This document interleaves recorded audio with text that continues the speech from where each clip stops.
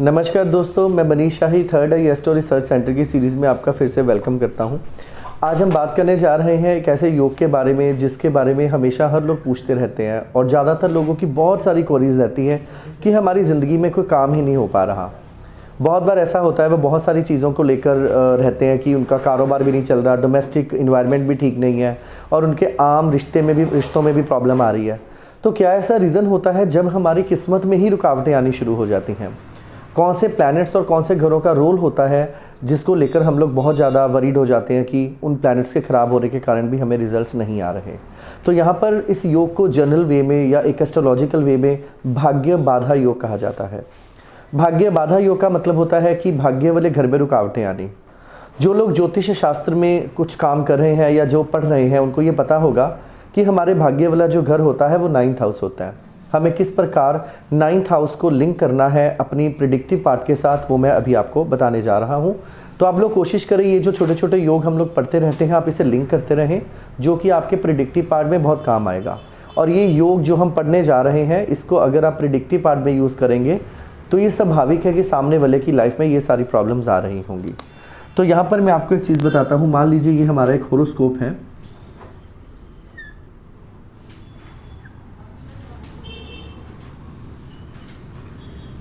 देखिए, हमें पता है कि ये जो 9th हाउस है, this is a house of luck. ये हमारे भाग्य का घर है, ये हमारी किस्मत का घर है।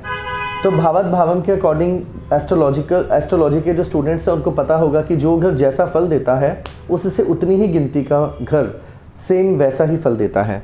जैसे अगर ये हमारा 9th हाउस हमारी किस्मत को, हमारे लक को, एक डिवाइन हेल्प को रिप्रेजेंट करता है, उसी प्रकार 9th का जो 9th हाउस होता है वो 5वां घर होता है। अगर यहाँ से हम काउंट करें 1 2 3 4 5 6 7 8 9, तो अगर 9वां घर किस्मत के लिए रिस्पॉन्सिबल है तो 5वां घर की किस्मत के लिए उतना ही ज़्यादा रिस्पॉन्सिबल होगा।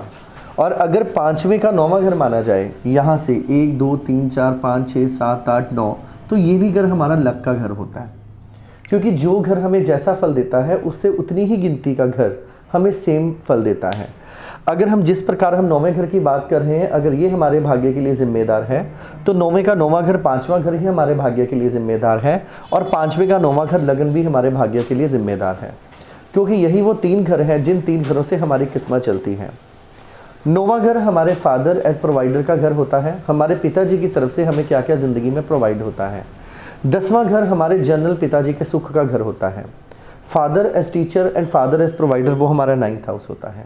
इससे 5वां घर से हम पैदा होते हैं, हमारे 5वें घर से हमारी संतान, और संतान के 5वें घर से संतान के संतान। इसका मतलब ये जो 1 5 9 घर हैं, ये ऐसे घर हैं जो हमारी किस्मत को चलाने वाले घर हैं। हमारी किस्मत हमारे पिता से शुरू होकर हमारी संतान तक चलती है। इसका मतलब ये तीनों घर हमारे भाग्य को, हमारी किस्मत को चमकाते हैं। इसका मतलब कौन से प्लैनेट ऐसे हैं जो हमारी किस्मत के लिए रिस्पॉन्सिबल हैं? वो सबसे बड़ा प्लैनेट है जो कारक ऑफ लक है, वो है जुपिटर, क्योंकि जुपिटर ही हमारे भाग्य को चमकाने वाला प्लैनेट है। लेकिन जब हम चमकाना शब्द यूज़ करते हैं, जब हम लाइट शब्द यूज़ करते हैं, जब हम नेम और फेम और एनर्जी और हेल्थ की बात करते हैं, क्योंकि हमारे भाग्य में इन सारी चीज़ों का बहुत बड़ा रोल है, एक अच्छा सम्मान और एक अच्छी हेल्थ एक अच्छे भाग्य को रिप्रेजेंट करती हैं। तो हमारी इम्यूनिटी, हमारा एनर्जी लेवल, हमारे बोन्स का जो कारक प्लैनेट है वो है सूर्य। इस प्रकार अगर हम जुपिटर की बात करें, जितना वो रिस्पॉन्सिबल है हमारे भाग्य के लिए, उतना ही रिस्पॉन्सिबल प्लैनेट सूर्य है। इसका मतलब अगर हम पूरी रूट को लेकर चलें तो हमारा जो 1st हाउस है, हमारा 5th हाउस है और जो हमारा 9th हाउस है, ये तीनों के तीनों हाउसेस हमारे भाग्य को रिप्रेजेंट करने वाले प्लैनेट हैं। जिस इंसान के होरोस्कोप के अंदर पहले घर का मालिक या पहला घर, 5वें घर का मालिक और 5वां घर, 9वें घर का मालिक और 9वां घर, और सूर्य और गुरु, ये पांचों के पांचों बुरी तरह से अफ्लिक्ट होंगे, खराब होंगे, तो उस जातक की ज़िंदगी में भाग्य बाधा योग माना जाता है। ये कहा जा सकता है कि ये वो लोग हैं जिनकी किस्मत में हर काम रुकावट के साथ होता है। तो जनरली हमें क्या करना होता है, इन घरों के जो लॉर्ड्स होते हैं उन लॉर्ड की ही रेमेडीज़ करनी होती है। वो रेमेडियल पार्ट क्या होगा, उसको करने का वे क्या होगा, वो हम धीरे धीरे आने वाले वीडियोस में आप सबको बताते रहेंगे। लेकिन यहाँ पर क्योंकि हमें इन चीज़ों की रेमेडीज़ के लिए कई और ग्रामर यूज़ करनी पड़ती है, उसमें हमें उपाय को किस प्रकार किया जाना चाहिए, किस समय किया जाना चाहिए, किस गॉड गॉडेस से, किस धातु से और किस अनाज से किया जाना चाहिए, उस सारी चीज़ों को हमें इंटरलिंक करना पड़ता है। तो यहाँ पर हमें जनरली ये देखना होता है सूर्य और गुरु जो कि कारकर हैं हमारे भाग्य के, और हमारा पहला, पाँचवा, नौवां घर जो कि हमारे भाग्य के घर हैं।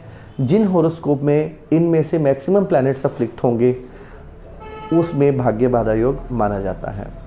तो आज हमने समझा कि भाग्य बाधा योग के क्या कारण होते हैं। नेक्स्ट टाइम हम और एक नई वीडियो के साथ मिलेंगे। तो तब तक आप हमारे चैनल को लाइक, सब्सक्राइब और शेयर ज़रूर करते रहें। Thank you so much.